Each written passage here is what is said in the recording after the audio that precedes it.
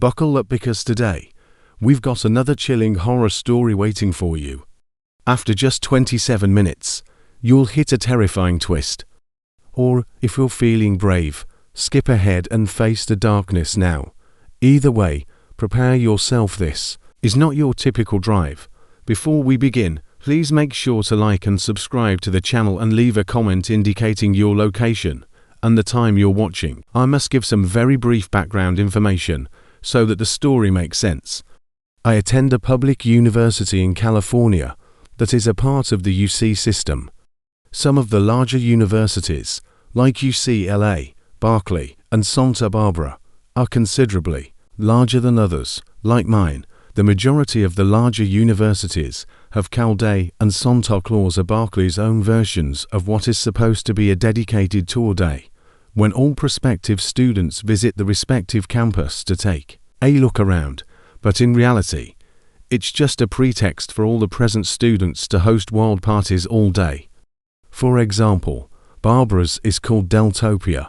Although my institution is roughly 2.5 hours away from Santa Barbara, it's occasionally common for students from other campuses to go to larger universities for that one day when I don't feel like going out to parties like that, so I never attended. However, a few months ago, I realized that I was in my senior year and would never have the opportunity to go again, so I said no to their invitation to join them at Santa Barbara's Deltopia and drove down.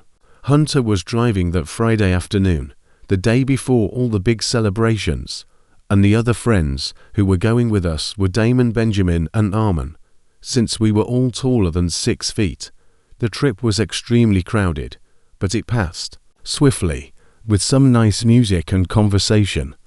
After arriving in Isa Vista, we searched for parking for over an hour without finding any. I'm not exaggerating when I say that the parking situation is so bad because Deltopia is so popular. Just as we were ready to give up Hunter, we all had a good laugh when he used his charm to persuade a sorority girl to let us park in her assigned spot. Everything was going as planned.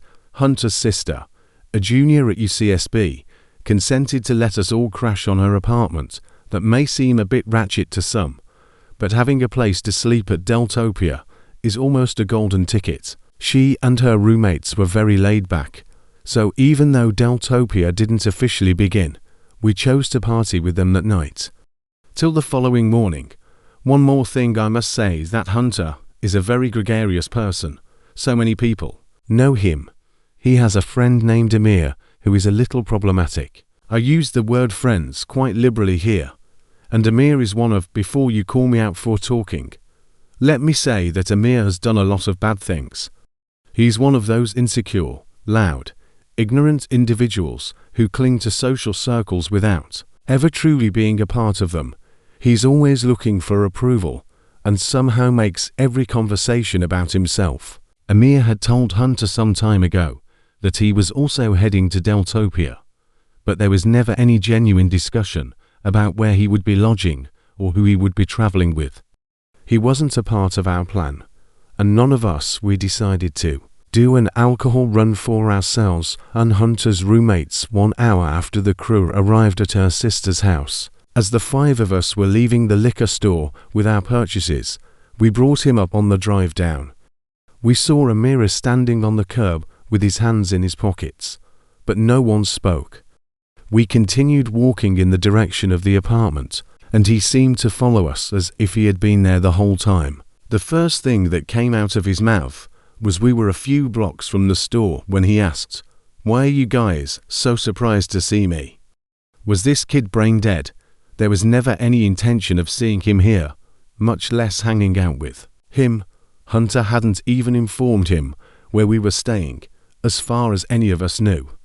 We just kind of ignored him and continued walking, not knowing how things would turn out. Things quickly got out of hand when we returned to the flat, and Amir asked if he could use the restroom. After Hunter reluctantly consented, he sprinted ahead of us from our flat. When Hunter's sister answered the door, Amir approached her and declared, "I'm staying here," before passing her without waiting for a response. Plainly had no idea who Amir was, but assumed he was a member of our group. Hunter was furious when he discovered that Amir had lied to his sister. I could go into great detail about what transpired initially, but suffice it to say that Hunter informed him bluntly that he had to go.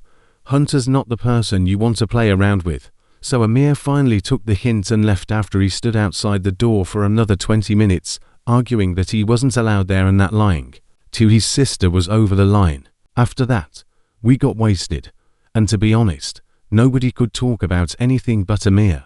Later that night, we discovered that Hunter had been giving Air the location of his iPhone, which meant that Air had followed us to the apartment. Nevertheless, the following day was amazing, and Deltopia definitely lived up to the hype.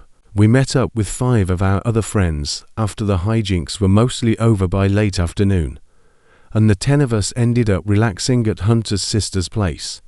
We told the other guys about the Amir issue, and they thought it was equally strange. As we were doing so, one of our other friends, Ryland, said he was fairly certain he knew where Air was. He checked it right away, and his mouth dropped. He pointed the phone in our direction, and I swear to God, the tiny blue dot appeared essentially on top of. However, as soon as we brought it up, the dot began to swiftly disappear, as if Amir had been watching us from a car and was now driving away. It was strange that he was acting so strangely that he was almost insane, especially after Hunter had told him why he wasn't welcome there. We probably ought to have taken the situation more seriously than we did. His behavior was excessive, even for Air. Instead, we all laughed about his strange obsession and carried on with the party that night. After we had all, I woke up abruptly sometime after midnight, and before I could fully comprehend my situation, I heard glass breaking farther into the apartment. I immediately got up from the floor and looked around to see if anyone else was. I rapidly concluded that no one else had heard it, and that if someone had broken in, I was the only one who could do anything about it. Since I had no weapon or anything, I simply grabbed and I picked up an empty wine bottle from the floor, took a deep breath, and began to move toward the noise.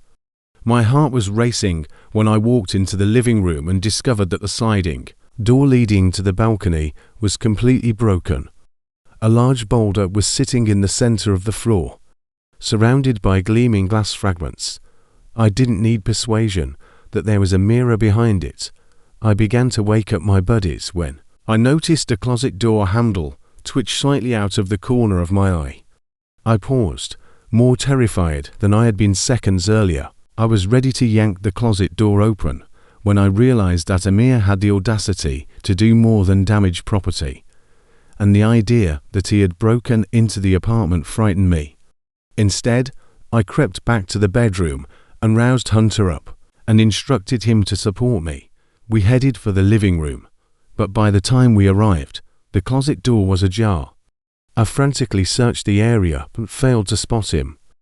Hunter then reached into the closet and took out this enormous kitchen knife. The most horrific moment of my life occurred when Hunter and I woke the rest of the house up and discovered that Amir had literally been waiting behind the closet door with a knife, most likely with the intention of hurting me. He could have literally killed me if I had opened that door.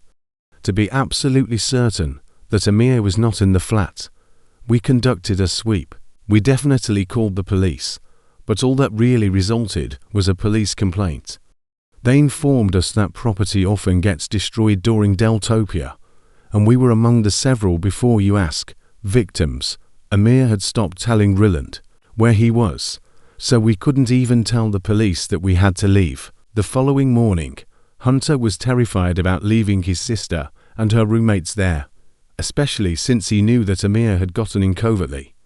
He took out his phone and texted a lengthy paragraph to Amir before we got in the car. I won't reveal what was written here, but you can probably guess what it said. The message was never delivered. Even though Amir had blocked him, we all took out our phones and discovered that we had all been blocked as well. For the next few weeks, he didn't communicate with any of us. It seemed as though he had vanished from the world. I still find it hard to comprehend all of this. Despite his aggressive appearance, he has no violent past. In fact, I've I've always considered him to be a little passive, and because he is aware of where we all reside, I'm still concerned that he may take harsh action. I'll provide an update if anything music comes up. My name is Arthur, and this incident occurred in late April 1996. I had just been deployed to an airbase in San Angelo as a communications specialist, and although it happened a long time ago, I can still clearly recall around 90% of the circumstances. I'm originally from Mississippi, and part of the reason I enlisted was to go as far away from home as possible. At the age of 24, being stationed in Texas was fantastic for me. My closest friends on base were a girl named Kay and a guy named Sebas. The three of us were inseparable back then, but I've since lost contact with them. On a beautiful Saturday in early April, Sebas suggested taking a day trip to Austin to have a change of scenery. Kay and I were both becoming tired of the routine of base life. As a result, we accepted Kay's offer to drive, loaded up our SUV with our belongings, and headed out that same afternoon. About an hour into the drive, we were on a largely deserted section of the highway when Sebas interrupted to ask if we had noticed the car behind us pull up alongside. As soon as we passed, I turned to look behind me and noticed a dark-colored Tahoe or something similar following us steadily. I hadn't seen it leave the side, but because we were on a highway, it wasn't particularly strange. But suddenly Kay changed lanes to observe, and after a minute, the SUV followed her again, mirroring her movements.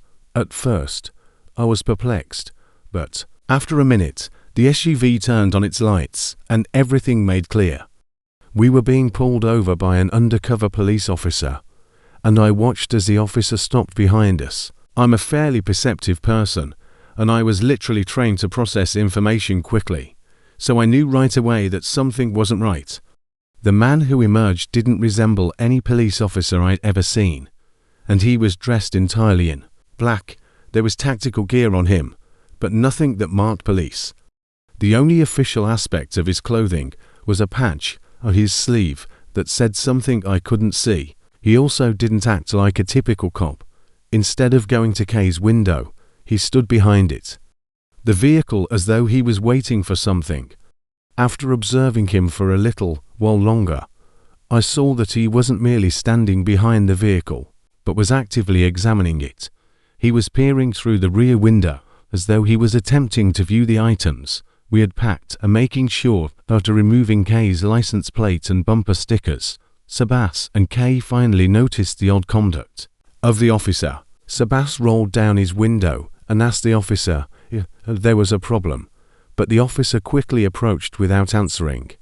He went to Kay's window and requested her license and registration, which Kay grudgingly provided. He then walked back to his car and didn't come back for a very long time. The three of us began to murmur about how weird this whole situation was, but we weren't unsure of what to do. The man eventually got out of his car again, for what seemed like an eternity, but this time two other guys joined him. I could feel my heartbeat quickening, so I took some deep breaths to be composed. The initial cop then walked back up to Kay's when the officer pointed out the US military bumper sticker on the rear of her car. Kay questioned whether her father was in the army or something. She smiled and replied that she was the one in the military, then turned to face Sebas and me. The guy at her window didn't say anything at first, but his body language hardened as he looked back at the other two men who were still in uniform. Them too. I saw a shift when Kay indicated that we were all in the military. He was standing close to the back of the SUV when he looked back at Kay.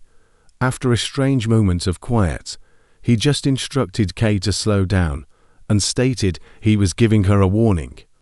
He returned Kay's license and turned around without saying anything more. The three of us were stunned, and Cabas couldn't stop raving about how those guys weren't actual officers, and that they would have done something dirty had they gotten back in the car before Kay had even started her engine. Since there wasn't much else we could do as civilians, Kay simply got back on the highway. Austin was a lot of fun, and by the time we returned to the base, we had all but forgotten about the stop. It wasn't until around a week later, I was sitting in the entertainment room with Seabass watching the local news when a story caught my attention. It seemed that a man and woman had been discovered dead in a ditch along a section of roadway just outside of San Angelo. The reporter sighed. What really struck me, though, was the next part. A black Tahoe was discovered abandoned next to the site. Police confirmed it had been reported stolen months before. The victims had been robbed and murdered, and investigators suspect they were put there the night before. Earlier, many states away, Seabass and I drove right immediately to find Kay, and the three of us decided that we had to report what we had seen to the authorities. We told them everything, and I still feel guilty about not notifying them sooner. I can't stop thinking about how Kay's bumper sticker might have saved our lives that day, and how easily we could have ended up in that ditch if we hadn't been in the military music. I've always been a really private person. I can't think of many worse things than this story being linked to me in some way, which is part of the reason I've been waiting so long to share it.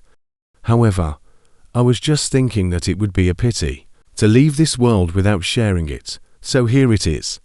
I wanted to let people know that I'm truly pushing myself by doing this. About 10 years ago, I was traveling alone from West Paterson, New Jersey, to Fort Worth, Texas, to meet my parents, whom I hadn't seen in a long time because I had moved out of Fort Worth years earlier. This trip felt long overdue because I hadn't been back much since before. I can't really recall where it happened, but somewhere in the middle of nowhere, possibly Arkansas or the edge of Oklahoma, my car started acting up. I tried to ignore it for a bit, but ultimately I forced me to stop. There weren't many things in the area, just trees, an open field, and the long, deserted road behind me. I popped the hood and began to poke around as if I knew what I was doing, but I didn't. I was just killing time and didn't want to admit that I was essentially powerless. I thought I would look about for a while and then call AAA, as that didn't work. Since I didn't have AAA, I was furious because I knew they would charge me a fortune. However, a few minutes later, I heard a car arrive behind me. It was an unremarkable white pickup truck, and I recall thinking that it had no front plate, or at least not one that I could see. The driver's door opened, and a man got out. If I had to judge, he was in his mid-30s, possibly a bit older, but somewhat worn down. It gave the impression that he was older than he actually was. He had curly hair and a big, uneven beard that appeared to have been left untrimmed for years. He seemed like the type of man who worked with his hands a lot, if that makes sense. Looked like an older version of me, with the same height, build, and hair color, but a little less groomed than I am. He approached carefully and gave my car a once-over, not so much asking if I needed help as assuming it before I said anything. Leaning over the engine as if he knew what he was doing, I spoke out and told him what had happened, and that he had stopped to help me. He informed me that he was a mechanic, and I didn't dispute that because I was already considering how I might pay him back for after a minute or two of fumbling. He took a step back and gave the engine a look that didn't exactly encourage confidence. He muttered something about needing a compression tester, which seemed to surprise me. Without it, the car would not start under any circumstances. He then looked at his truck and stated that his friend, another technician, might be able to bring one over. To be honest, I had no idea what the part was, but he seemed sincere, so I trusted him. Expressed gratitude once more, and he took out his phone, presumably to call his friend. He froze for a few seconds, staring at the screen, and then put it back in his pocket, declaring it dead. He then asked if he could use mine to make the call, even though I didn't. Without giving it any second thought, I took my phone out of my pocket and gave it to him. He accepted it with one hand and, almost simultaneously, went under his jacket with the other to retrieve a revolver. I knew right away what was going to happen. His voice didn't waver, and he ordered me to sit on his shoulder and not try anything foolish.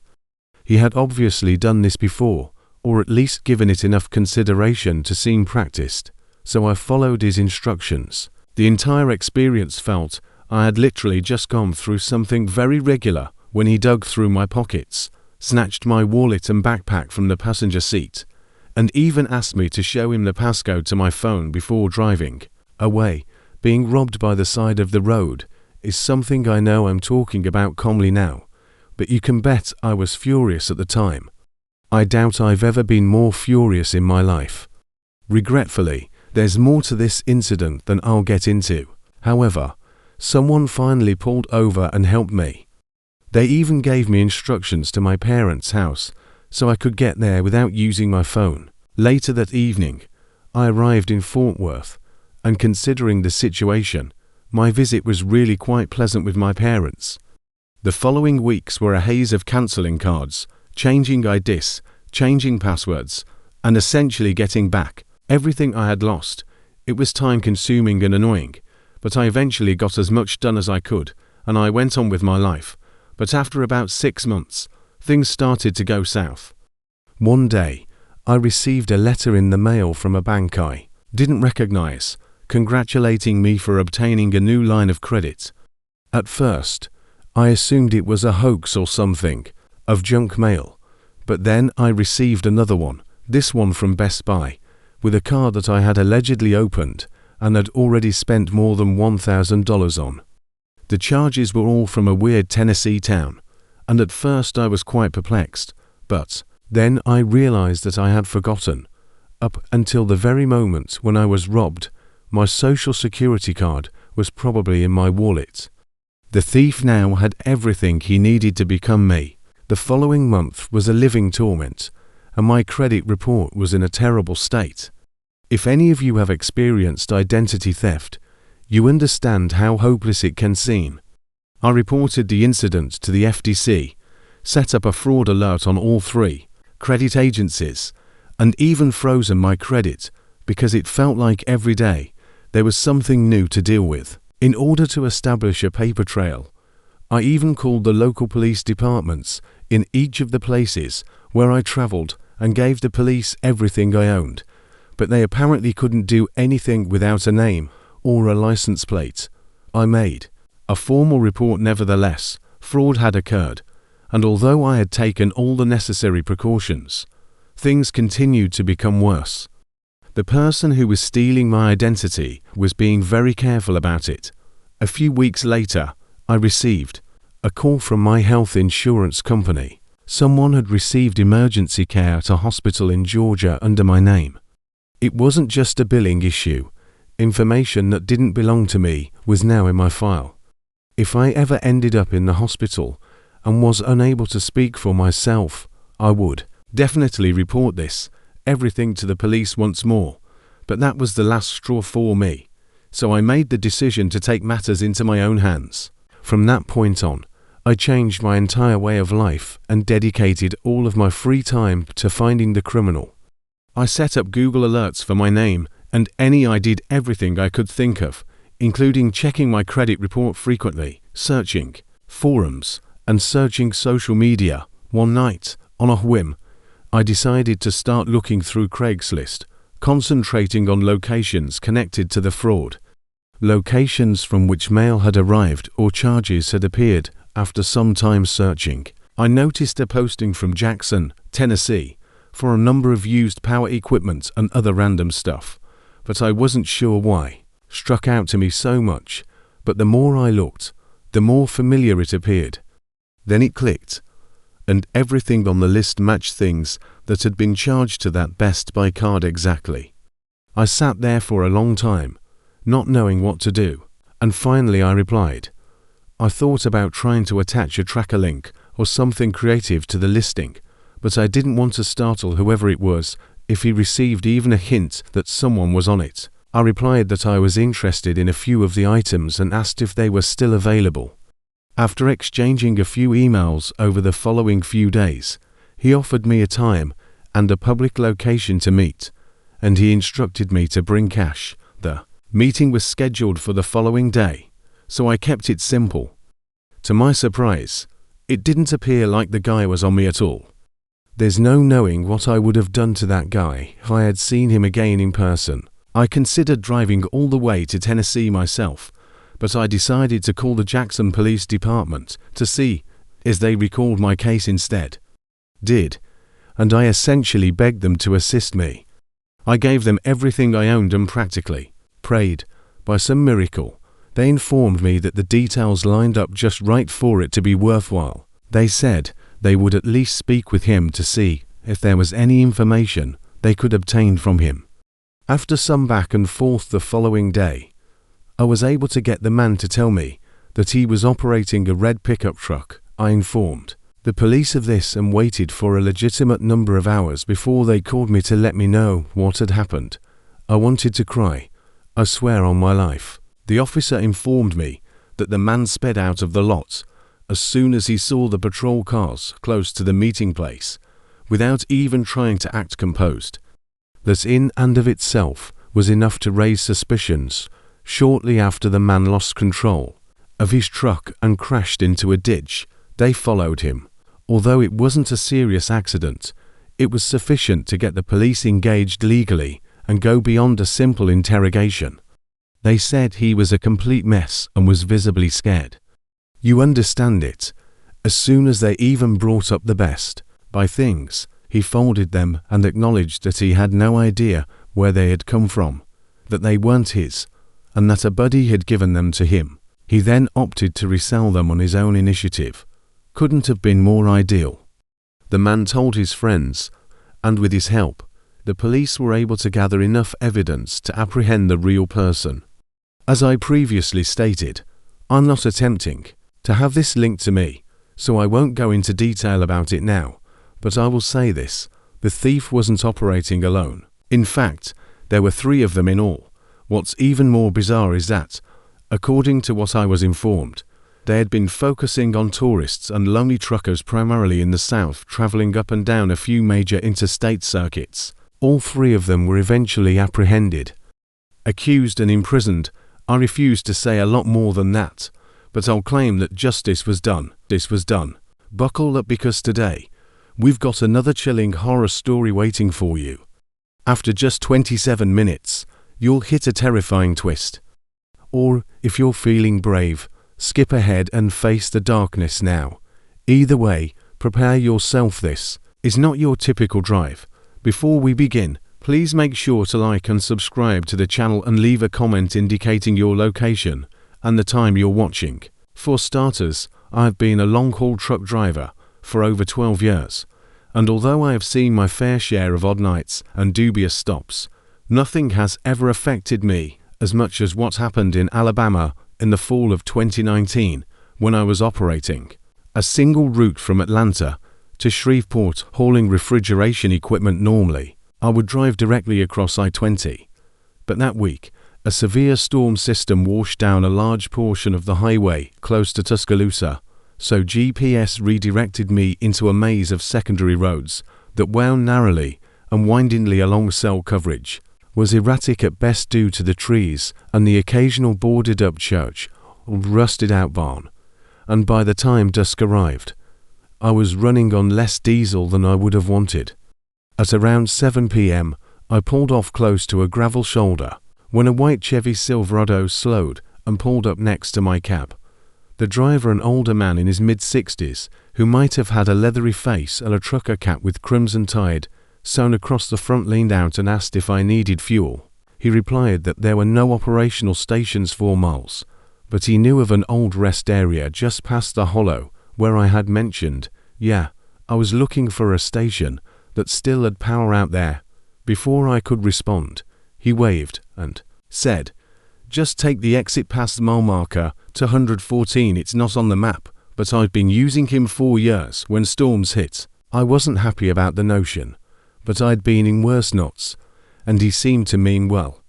About 20 minutes later, I located the location. I nearly missed the turn, which was merely a slit in the trees with a rusting sign, partially hidden in brush that read, "You'll see the dirt road, rest." As I pulled slowly, I noticed that the building appeared to have been struck by a storm years prior, and had never been repaired. It was more of a shed than a building, with one wall collapsed and a portion of the roof missing, and what appeared to be an old vending machine that had been gutted and left outside. But what really made me sick was the dead silence, no wind, no crickets that gave you the impression that you were being watched. I left the engine running and got out of the cab, and the air smelled strangely like rain, drenched metal and something slightly sweet, almost like syrup. But while I was looking around, a tall, skinny man with a dirty grey shirt with rips in the collar and knee-deep, soaked-up cargo pants appeared from behind the shack. His eyes were watery, as if he hadn't slept in days, and he grinned slowly and strangely, as if he were being friendly, but his heart wasn't in it. He held up a hand and exclaimed, "Need diesel." He then gestured to a large blue drum behind the building and said, "Got plenty left." I didn't immediately respond. Instead, I only nodded and cautiously circled the front of the truck while feigning to check a strap. I was unhappy about the way he kept looking at the trees, and I didn't like the way he looked. I looked at the drum, which had no markings or hose, just a corroded spigot toward the bottom, and it didn't even appear to be the kind of system that could truly fuel a semi. I stalled and said I wanted to check the tank level again, save me some time. And then I saw two men moving in my side mirror. They were maybe 50 feet back, crawling low between the trees on either side of my trailer. They weren't walking up normally, but rather moved in a slow, purposeful manner, like I had no idea what their plan was, but it definitely wasn't to welcome me to the neighborhood. My heart went into overdrive, and I backed toward the cab while acting casual, but I was perspiring profusely beneath my jacket. They were attempting to avoid breaking any branches, and one of them was crouching low with something long by his side, possibly a pipe or a crowbar. The first guy, the one with the smile, saw that I was staring and said, "Hey, you all right there, buddy?" It was way too happy and loud, so I didn't respond. Instead, I stepped up quickly, closed the door, and without waiting, I floored it. The gravel kicked up, and the truck fishtailed for a moment before the wheels caught. I didn't look back, and I drove like a bat out of hell until I hit the brakes. I locked it in one motion, and as soon as I turned the key, I saw both of the guys in the mirror freeze. Then they ran. One of them came directly from my passenger door, and the other circled toward the back. It took me maybe 10 minutes to spot a real gas station with lights, pumps, and a man in a vest behind bulletproof glass. I parked beneath their strongest floodlights and sat there trembling for a while. I had just picked the right at a fork in the road, hoping it would lead to somewhere illuminated. Telling the cashier what happened a little before entering was more a result of adrenaline than of expecting him to take any action. The man simply raised his eyebrows and remarked, "Damn, that must have been near Copeland's Hollow. You're lucky you got out." He shrugged when I questioned what he meant, saying, "People have been going missing out there for years. Some say it's just the terrain, others say it ain't." I failed to understand him. I just had a coffee, refilled my tank, and remained in the taxi for an additional hour before considering getting back on the road. 4 days after that, I kept thinking about how that elderly man had suddenly arrived, the strange odor, the silence. I tried telling myself it was just a robbery setup because of the way those two creeps had moved through the trees as if they had done it before. But the more I considered it, the more it didn't make sense. There was no way to siphon that fuel from a drum like that into a rig, not with a proper hose or pump. And the man never even approached it. Instead, he pointed at it like a prop, as if it were bait. A few weeks later, on a different route, I was discussing strange detours and dubious stops with another driver at a truck stop diner close to Meridian, and I brought up what he replied. "Are you sure that place was real, that exit?" as his face became pale near mile marker 214. I took out my notebook, where I recorded strange occurrences while driving, and showed him, and he shivered. I was shivering when he stated, "That stretch doesn't have any marked exits for 12 miles. I know, I drove it last week. Nothing but woods and fences.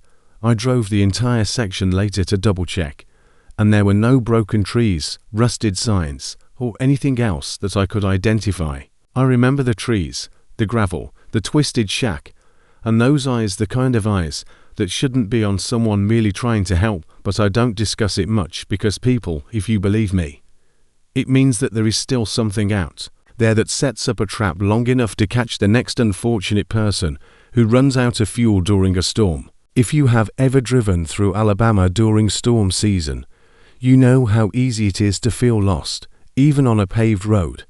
Either they don't believe me, or they do, and that's worse.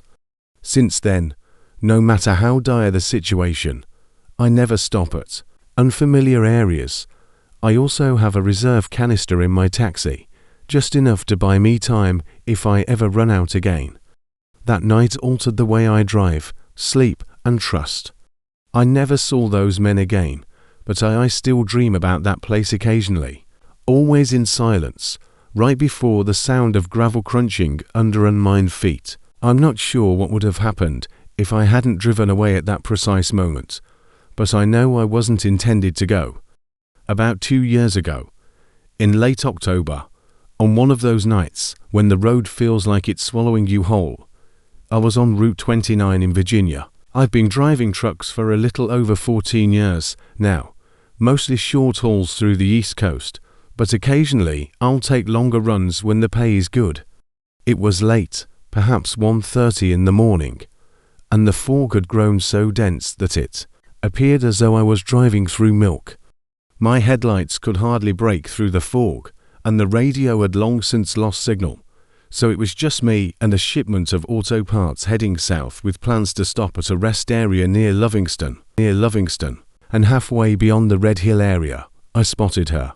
At first, I thought it was a deer on the shoulder because of the white, hardly perceptible object in the haze, but as I approached, I saw it was a lady, and she was waving both hands slowly, not frantically, above her head. I slowed down quickly and pulled over a few feet ahead of her, my hazard lights blinking through the fog as I stared at her in the mirror. She didn't come over right immediately, but instead stayed there for a few seconds, as if she was trying to make sure I spotted her without frightening me. Before jogging up to the passenger door, her arms dropped to her sides. I rolled down the window and asked her if she was okay. She appeared to be in her late 20s or early 30s, with long blonde hair that appeared wet despite the fact that it wasn't raining. She was wearing jeans and a faded red sweatshirt without a jacket, and her face looked. She said her name was Rachel, and that her car had broken down a mile or two ago. She asked if I could drop her off at the next exit, where there was apparently a gas station.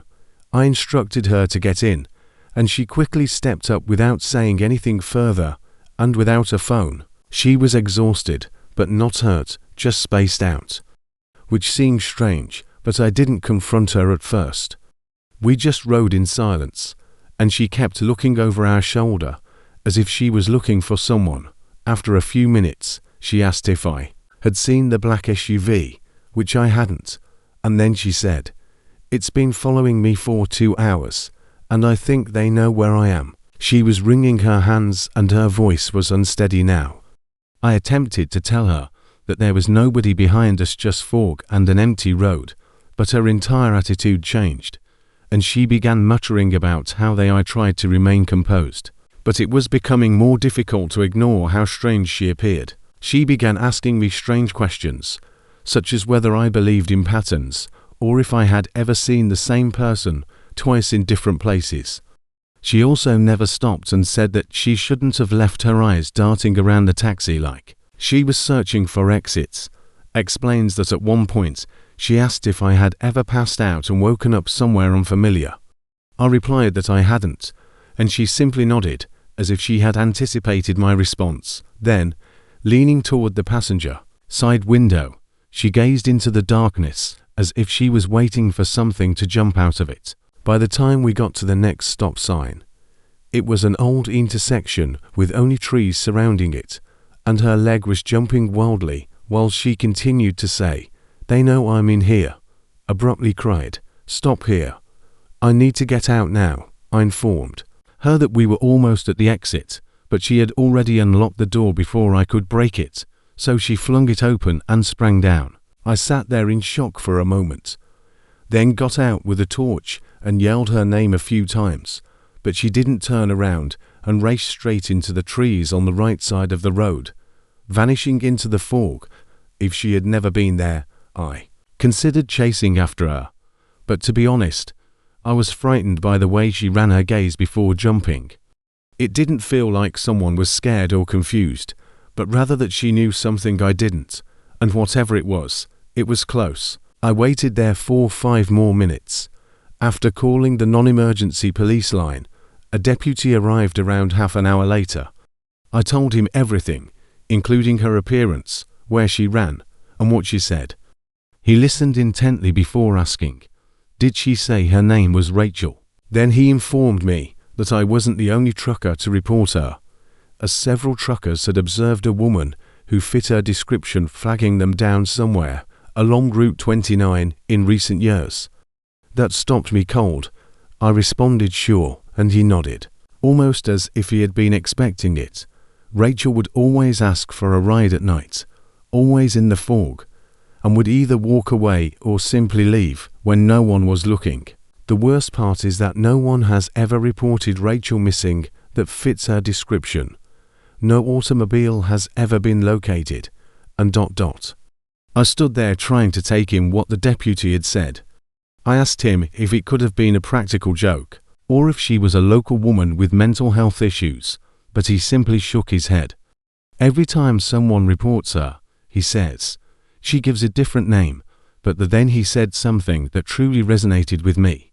Description is always dead. On the same clothes, same behavior, same place. Most drivers believe they're assisting someone who's lost, but some of us believe she's after the deputy departed. I stayed in the cab for long with the engine running, the door closed, and the radio off, just listening to the fog, which was even thicker now, and every shadow seemed. I didn't know what that meant at the time, and I still don't, but it gave me goosebumps. I repeatedly relived the entire event in my mind, searching for a detail that would have made it make sense, but I couldn't find it. Just a woman who appeared out of nowhere. My hands were still gripping the wheel, if she might run back out of the woods at any moment, requested for assistance before disappearing. The following morning, I told another trucker what had happened at a Lynchburg cafe. He didn't laugh or call me crazy. Instead, he simply glanced down at his coffee and remarked, "You saw the Route 29 girl." When I questioned him about it, he explained that he had heard the identical tale 3 times, once from a co-worker, once from his cousin, and once from a man on a long-haul driver Facebook group. There was always a woman by the side of the same piece of road is always gone by daybreak. Some people claim she died there, while others claim she's still running from something worse. I'm not sure what I saw, but I know I picked her up, and I know she spoke to. I haven't drove that stretch at night since I usually reroute, even if it adds hours, and I know I watched her jump out of my cab and disappear into those woods like the earth swallowed her whole.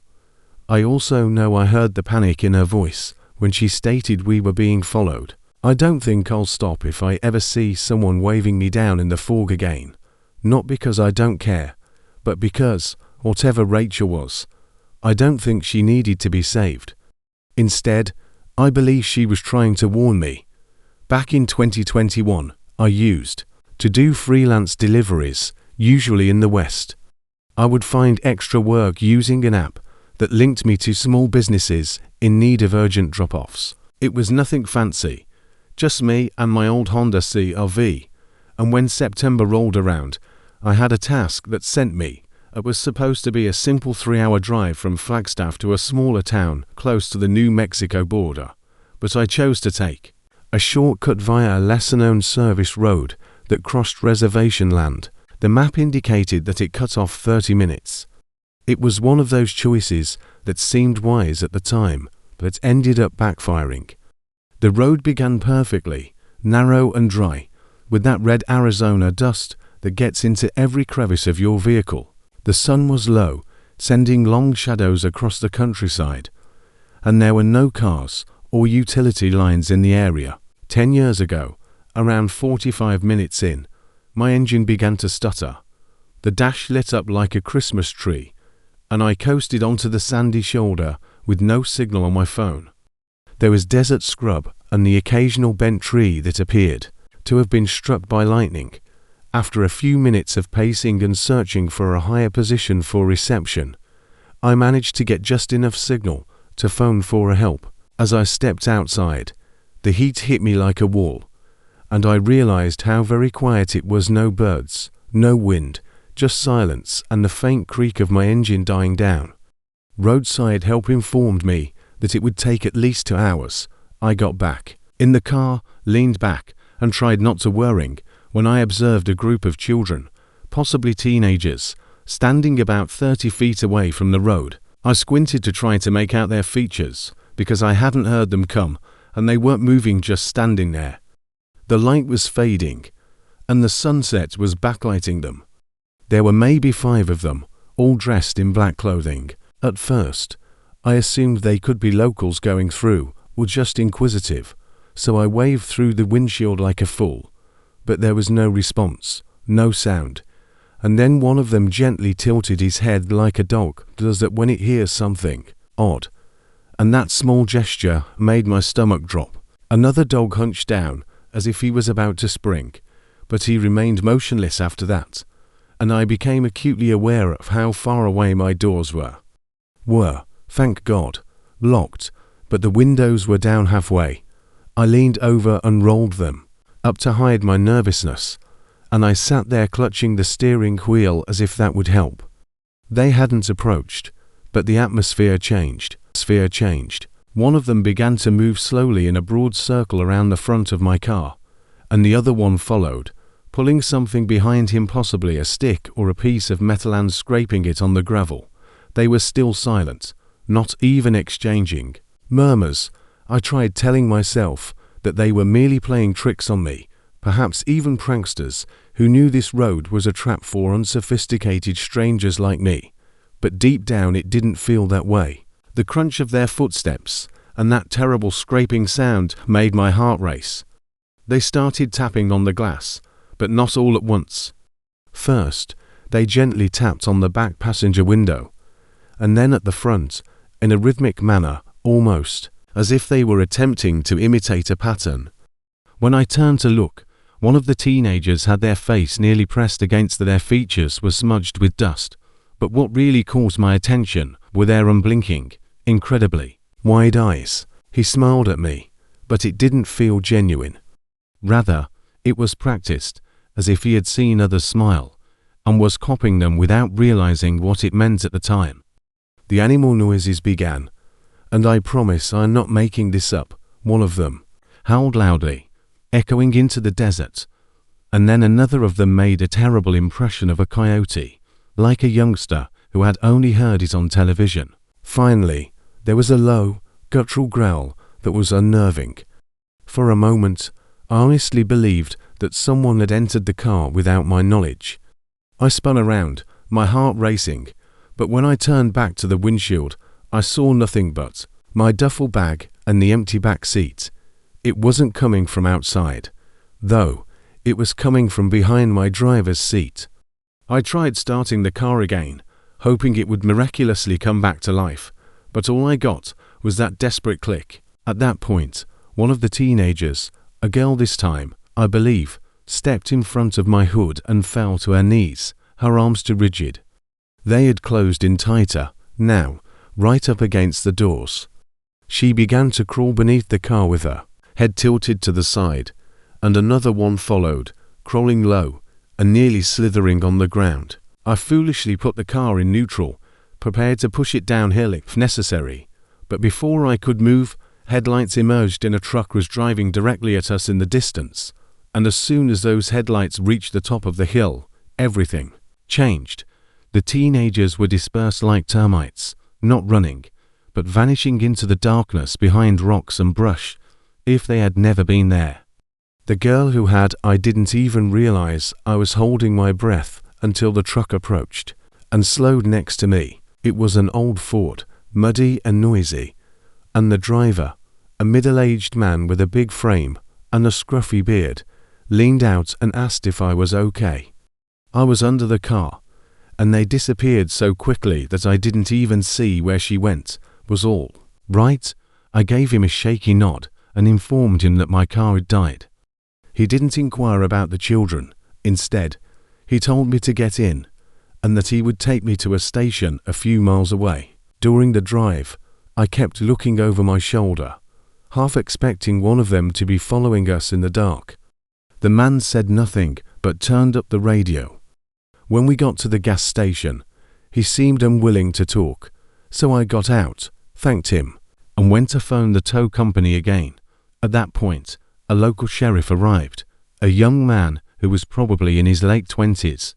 He was polite enough, so I told him what had happened and partially laughed it off. He informed me bluntly that I was fortunate, since the region had seen reports of groups playing tricks on stranded travelers for months, mainly around nightfall.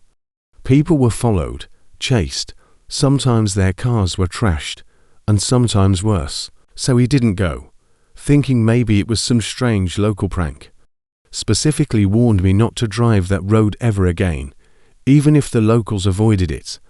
He claimed that no one had been captured, but the conduct didn't fit any gangs he knew of. They merely surrounded you as if they were practicing.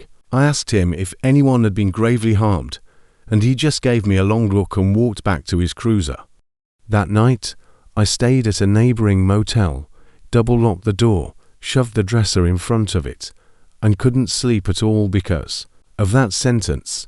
Even though it's been a few years, I still steer clear of rural roads regardless of how much time I'd save, and I've never done a delivery job again. I'm not sure what those youngsters were doing outside or why they behaved that way, but perhaps it was drugs. But what really frightens me is how quiet they were. No threats, no yelling, just that uncanny coordination, as if they had done it before, as if they were waiting for something, and perhaps they still are. My name is Rachel, and I was 20 years old and a junior in college when I went down to Asheville for a long weekend with some friends from school just before finals. I don't usually post on forums like this, but what happened to me last fall still makes my skin crawl, so I suppose I just need to take it out. The goal was to catch the 4:00 p.m. Greyhound back to college on Sunday, but I overslept and missed it by over an hour.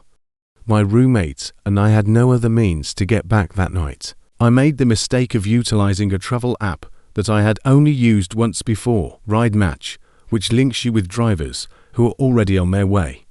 It seems innocuous enough, but I discovered one last ride leaving at approximately 6 p.m. on Monday because I had an early class and couldn't come pick me. I'm a person named Brian, and his reviews were generally positive. His profile picture featured a middle-aged man with glasses and graying hair grinning next to a golden dog. He was going through Greensboro, which was ideal. I messaged him, and 10 minutes later, he replied and sent the details of his car, a silver Ford Fusion. I'm not sure why, but even as I waited for him to pull up outside, I felt a little knot in my stomach. I dismissed a brief moment of uncertainty, telling myself I was exaggerating, and when the car arrived, Brian rolled down the window, waved, and said, "You must be Rachel." I climbed in. For the first half hour when I headed to school, we engaged in small talk about my major and how he used to treat me. The car smelled somewhat of pine air freshener and stale coffee. There was a blanket on the back seat and a reusable water bottle in the cup holder. I thought he was just chatty and not creepy yet because he worked in logistics, but when he asked if I had a boyfriend, I kind of laughed it off and said something like, "Yeah, he's pretty protective." He asked if I ever felt insecure traveling with strangers, and I told him that it must be exciting to be a lovely lady alone. I was very much single, which appeared to calm him down for a time. But then something changed, and his tone became heavier. We were passing fewer exits now, and I realized we were no longer on the route my GPS had plotted. So I recalled looking out the window and then trying to sound normal while my pulse began to race. I remarked nonchalantly, "Hey, This isn't I-40, right? Shortcuts are faster this time of day, he murmured incoherently, but as we went farther, it grew darker, and I became more aware that when I informed him I needed to use the restroom and asked if we might stop soon, he looked at me in the rearview mirror and said, "Oh, I know a good spot real private. We weren't going anywhere close to school." That's when I knew I'd screwed up badly. I tried to keep calm.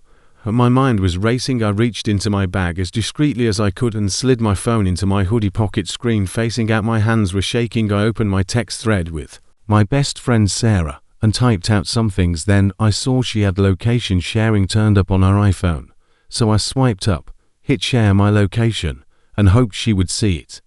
Then I did something I never would have imagined having to do. I put the phone up to my ear and pretended to call someone. I said, "Hey babe, just wanted to check in." Yes, Brian simply took a different route. He didn't answer immediately away, but I noticed his knuckles tense on the driving wheel for a brief minute. I feared he may try to take the phone away from me or say something hostile, but instead he went on to share my location with me. Very still. And then he whispered, "Didn't know you had someone tracking you." I said, forcing a smile, "Yeah, my boyfriend is kind of obsessed with that stuff, really paranoid." After a few more minutes of driving in silence, he abruptly pulled over off a two-lane rural road that was encircled by forests. Without a gas station or rest area, there was only gravel, woods, and the sound of cicadas outside. He put the car in park and turned to face me, half smiling, half expressionless. "I think you should get out here," he stated bluntly, and I blinked. "What?"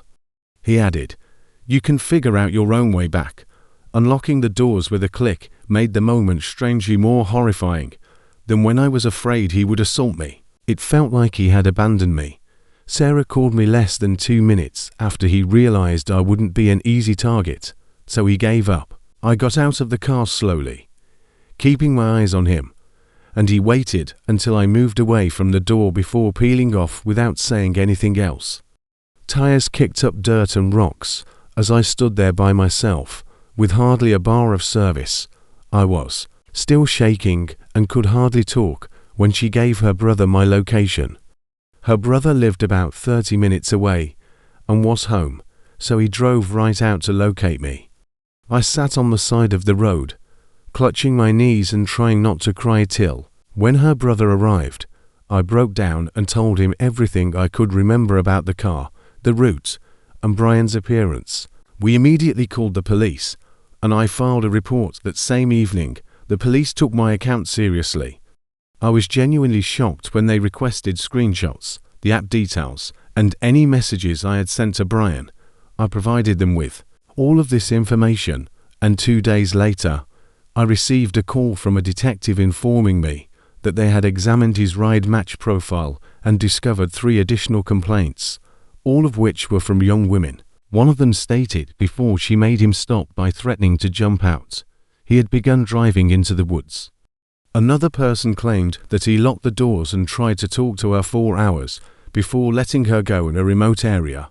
None of them filed charges at the time, primarily because nothing happened, but that word still sticks in my memory. I discovered later that Brian had a history of switching automobiles and changing his profile photo constantly to something safe, like puppies, sunsets, and selfies. I'm not sure if he was ever arrested, the detective said, but nothing happened, as if you have to be physically harmed for it to count. I sent them a copy of the police report and some strong language in all caps, but the ride match app banned him after they claimed to be building a case. That aspect seemed hollow, as if it didn't weigh the weight of what nearly happened and what would have happened if I hadn't trusted my gut or gave my location. The app never responded to my email or expressed regret. Instead, it quietly deleted his profile as if it had never been there. 4 weeks after that, I was unable to get into a car with a stranger. In fact, even Ubers made me anxious, and I kept seeing I bought a personal alarm, started carrying pepper spray, and told all of my friends not to use rid-share apps without constantly checking in. I even developed the habit of feigning to speak on the phone whenever I feel even the slightest bit uncomfortable in public, because of that strange smirk and the way his voice flattened when he told me to leave. Night changed my thinking. I'm not easily frightened, but something about his composure still gives me nightmares. There was no anger, no yelling, no threats, just a silent choice that seemed like I was a detour that didn't work out anyhow.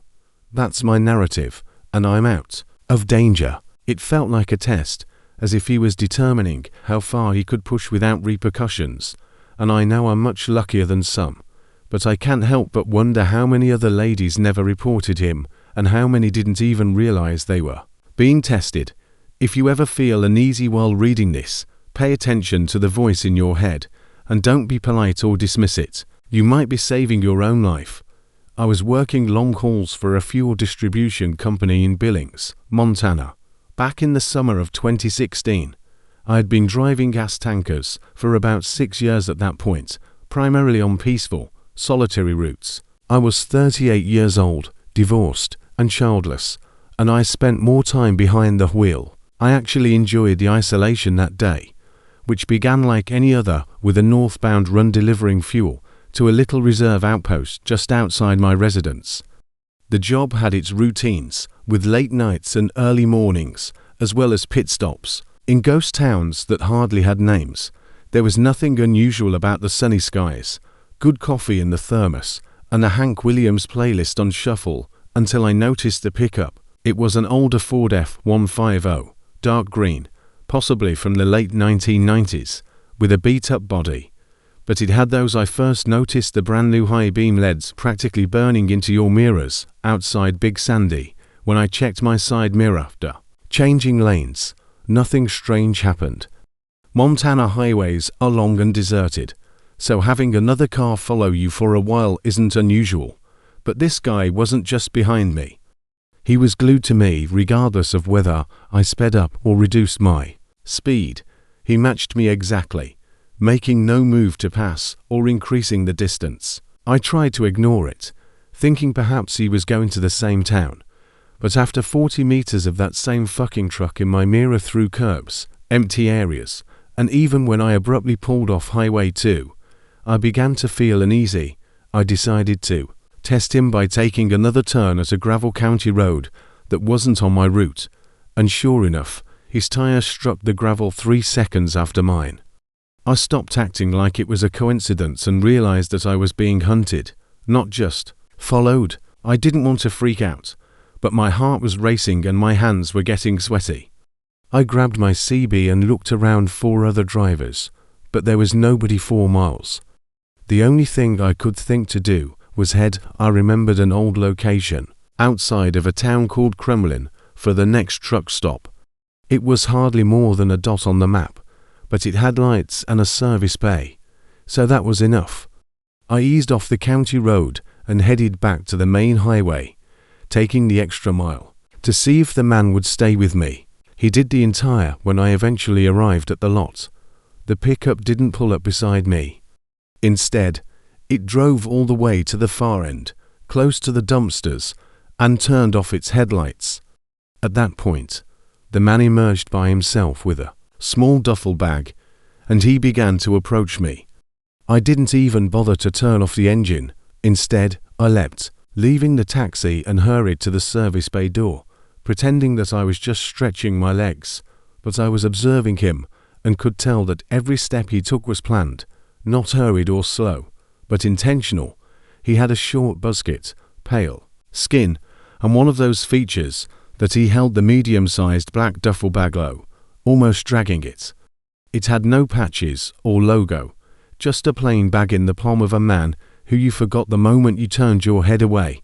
He was completely featureless, like someone you'd walk past in a grocery store without a second look, had been staring at me since he got out of that truck.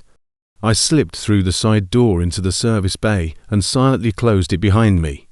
No mechanics were working that night, but there was a landline and a working vending machine inside, and my cell phone had no signal outside.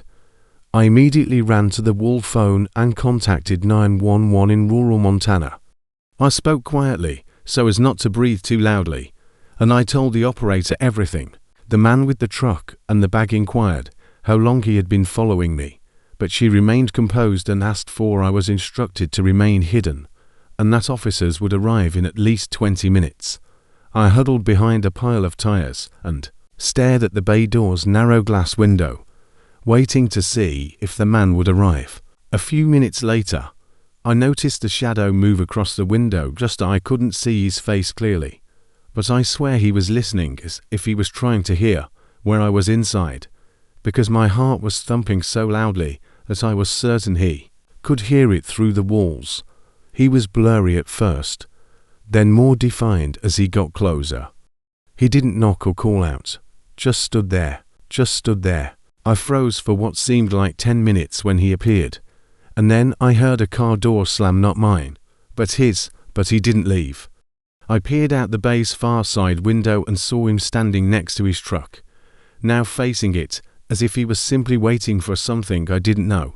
He didn't move again until the first set of red and blue lights came on the road.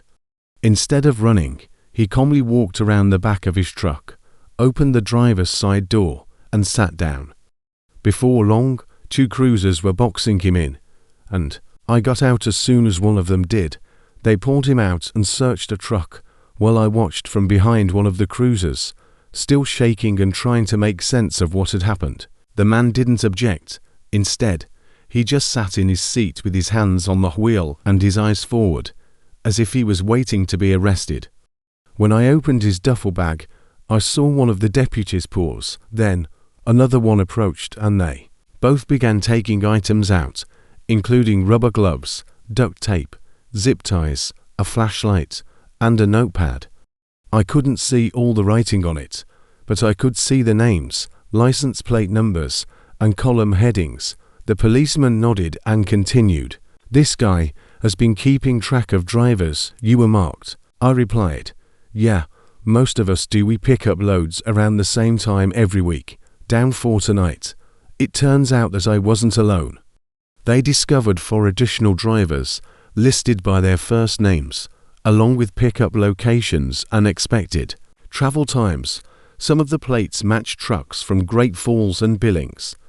Off the record, the detective on the scene informed me that they had been monitoring reports of similar incidents throughout the state, but had never been able to identify a clear suspect until now. He said that most drivers had never reported being followed, and that a couple had gone missing over the past year and were either ruled as accidents or simply failed to appear. But nothing was ever verified. Fortunately, the man refused to talk, had no identification on him, no wallet, and nothing bearing his name. They eventually tracked the pickup down to a rental car using a phony license. From what I've heard, the FBI became involved, hoping it might be a part of a bigger pattern involving lone drivers on back roads, but none that gave me a lot of peace. So I stopped doing long hauls a few months later. I still drive fuel, but only in cities now. I don't go on rural routes anymore. I can't help but get queasy whenever I see headlights following me for too long. I can't get that night out of my head.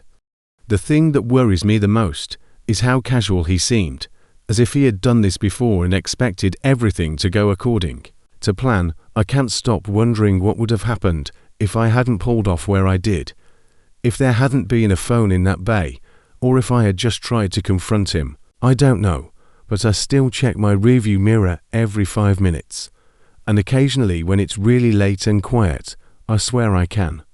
If I had vanished like the others, they would have discovered my truck abandoned on the side of the road, engine still warm, coffee half full in the cup holder. I grew up in Sacramento, surrounded by strip malls and the bustle of the city, and I still sense that man watching me. But last fall, after getting laid, I needed a reset after being laid off from my tech job and going through a rather unpleasant breakup. So I ended up traveling for a few weeks with my girlfriend Dana in a dilapidated camper van that we borrowed from her uncle.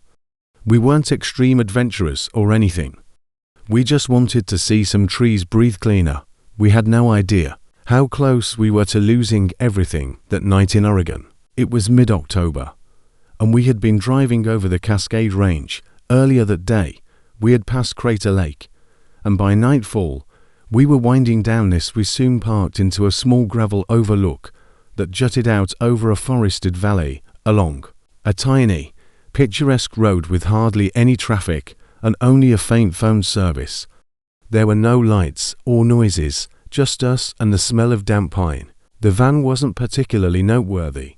At 99 we made some ramen on our small burner, listened to a podcast, and fell asleep curled in a pile of sleeping bags and blankets in the back of the Chevy with curtains that Dana fashioned herself. But it felt safe enough. I woke up first, not because of a noise, but because the air felt off. I checked my phone at 2:04 a.m. and felt the kind of stillness that makes your skin tense up as if it knows something your brain hasn't yet processed. I had no signal and no fresh notifications when I heard it. Another methodical stretched out sound, like someone trying not to wake a baby, followed by a sound so faint I almost thought it wasn't a tap. I pulled myself up and looked at Dana, whose eyes were already up and who had heard it too. We remained motionless, barely breathing. Dana slowly reached toward the curtain covering the back window and pulled it down a few inches as I watched, her face change in real time from bewilderment to fear. The knocks came from the rear doors, the ones directly behind where we were lying. Then I turned to see a man standing outside, inches from the door.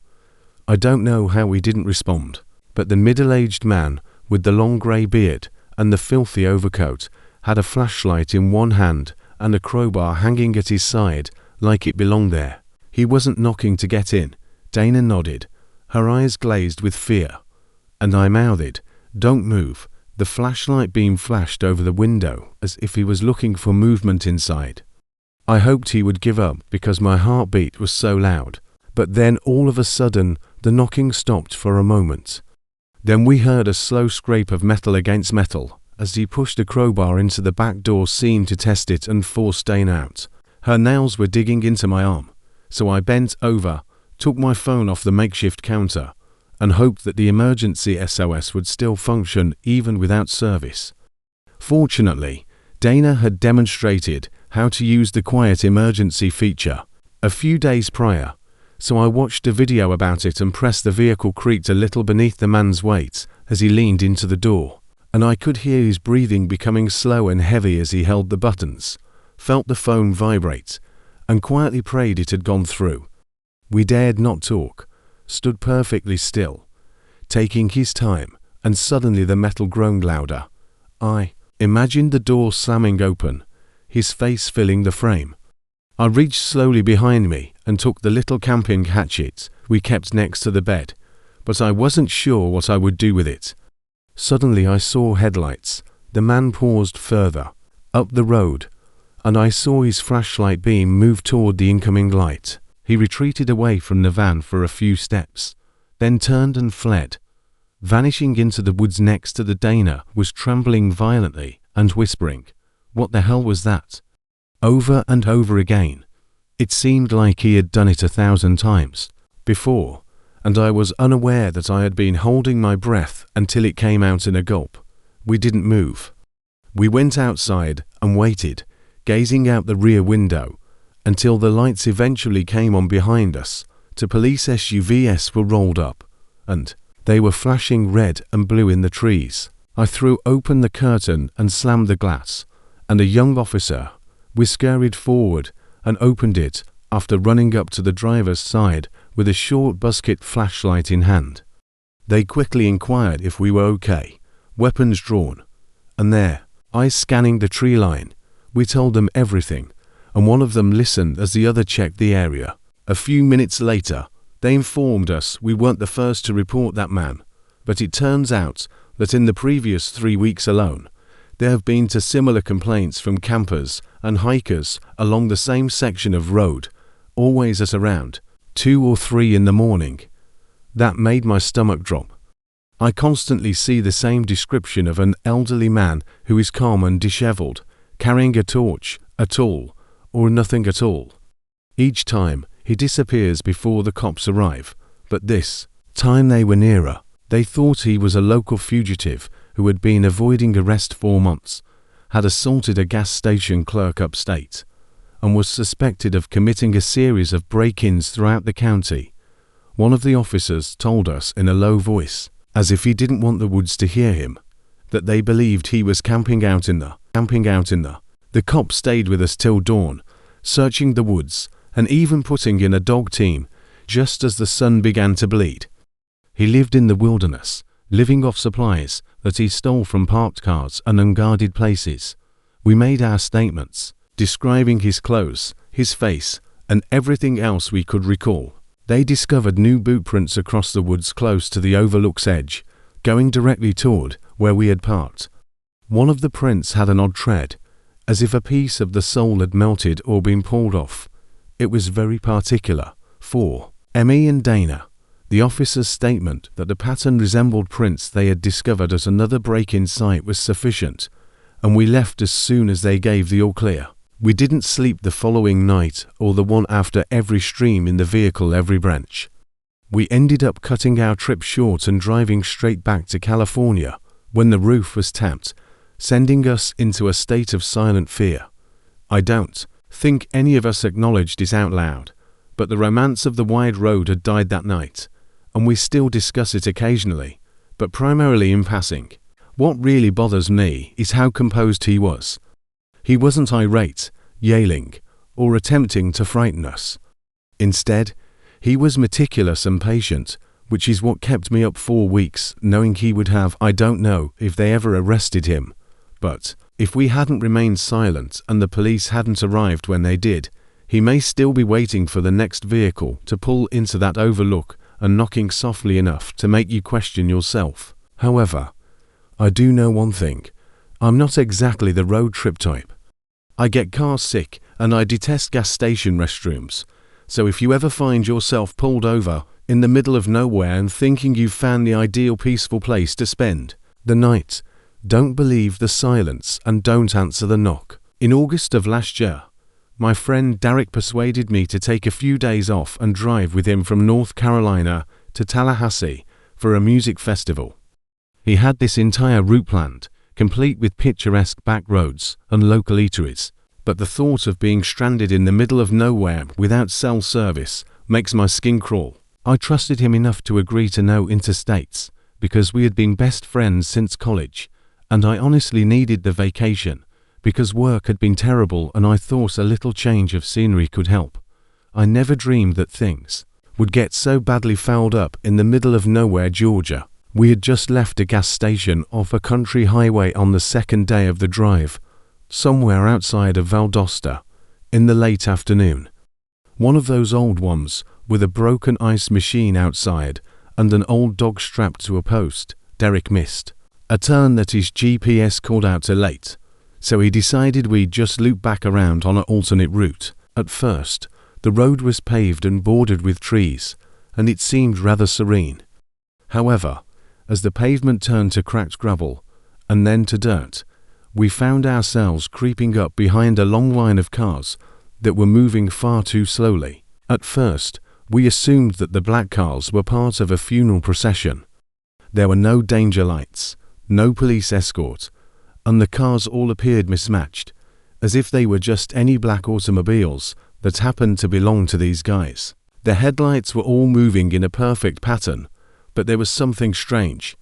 Derek slowed down behind Escalade, a van with one of the tail lights duct taped, and we waited for an opportunity to pass, but each time we attempted to cross the middle of the road, the lead car would veer just enough to block us. At first, we laughed uneasily, thinking, okay, creepy, whatever. People were going about their business in reverse, but after 10 minutes of this sluggish crawl past cornfields and overgrown fence lines, I stopped laughing because something about it felt rehearsed. Then, one by one, the cars began to drive off the road. Into this my stomach dropped like if I had missed a step going downstairs, when the lead car came in last and parked right in front of us. There was an open clearing next to a barn that had collapsed. The wood was grey and broken, and the roof had collapsed as if it hadn't been upright for 20 years, blocking the road entirely, leaving no space to pass, no driveway to turn into. And when I looked at Derek, his hands were locked on the wheel without a word. Doors then began to open, and men in black, not suits or funeral attire, emerged one by one. At first, there were about 8 of them, all men, no women, no children, and they all wore black pants, black button-ups, and black caps like uniforms. They moved in a quiet, deliberate manner as if they had all the time in the world and didn't care. One of them, tall and wiry with a greying beard, caught my attention as we were sitting there watching them because he had something in his belt. At first, I thought it was a flashlight, but then I saw it was the wooden handle of a hammer, not a tool belt, just a single old hammer, like the kind of material used to construct a fence or worse. And that's when my brain began doing what it does when you're afraid. Trying not to freak out, I began to notice the wrong details, such as the fact that all of the car license plates were covered in black tape strips. Derek muttered, "Dude, what is this?" The road behind us was winding and tight, and we were in his huge Subaru, so when I ordered him to just back up, my voice cracked like I had no idea. Precisely designed for fast escapes, but he shifted into reverse slowly, and the car began to creep back. At that point, the tall man with the hammer finally turned to face us. His eyes were locked, and he tilted his head slightly, and I swear, it seemed as though he was trying to recall us, as if he already knew us. I slapped Derek's shoulder and cried, "Go, just go," as he began to approach us without saying anything. He was moving slowly and steadily, as if he had nowhere else to go, and he knew we wouldn't get very far when he cranked the wheel to turn us around. The tires spat up dirt, causing us to bounce backward and fishtail a little. I looked back, but the man didn't flinch. Instead, he continued to move toward us while swinging a hammer gently at his side. I kept looking back, anticipating headlights or someone pursuing us, but all I saw was the empty road fading behind us as Derek raced it. We hit at least 50 on that dirt road, bouncing so hard I almost smacked my head on the windshield. When we eventually returned to the highway, I forced Derek to pull into a Waffle House because I needed a bathroom in a minute to catch my breath. I remember looking at myself in the mirror during that terrible barn disappearing between the trees. We drove for nearly an hour without talking or listening to music. Hands trembling over the sink, I tried to tell myself we were exaggerating, and it was just a strange local incident. But then I heard a man in the booth behind us say to his friend, "They're still out near Cold Creek Road, right, the ones with the old barn." I didn't even realize I got up, so I turned around and asked him what he meant.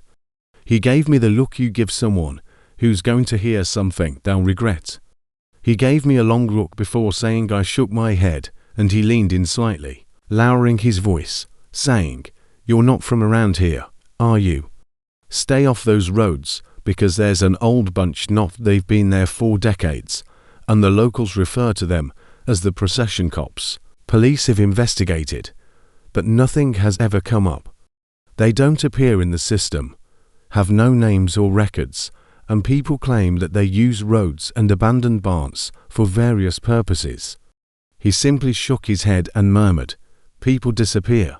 When I asked him what he meant by that, back in the car, I informed Derek that it was common knowledge. That was all, no drama. That ride to Tallahassee, and for the first time since the barn, he appeared truly afraid. He kept repeating, "We could have died, they weren't messing around, man." Felt 10 times longer after that.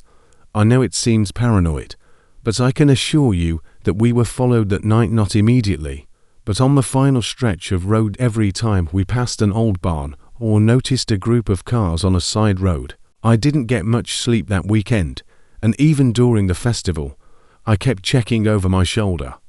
A pair of headlights appeared behind us on the highway before we entered town, and they stayed perfectly far for much too long before abruptly turning off onto an unmarked road. When we got home, we made a plan to never drive that route again. Derek was even worse. He wouldn't let the car leave his sight and checked every lock on the motel door at least 3 times. Yes, we tried reporting it. He called the Loudoun County Sheriff's Office, but they simply gave him the standard runaround, saying that unless a crime had, when he described the barn and the automobiles. The man on the line fell silent for a moment before simply saying, "It's best to stay out of those parts," and hanging up. I've considered what might have happened if we hadn't backed up quickly enough, if the man with the hammer had made it to our car, and I've even had dreams where we didn't. I'm not sure what exactly happened today, but we stumbled into some fringe cult that's a local secret that people are too afraid to discuss. Make it out, and I wake up in a panic. But the thing that keeps me up at night is that we were on that road by mistake, just a wrong turn. If something that organized and dangerous can be hiding in plain sight just off a county road, how many more wrong turns exist that don't end with someone making a mistake?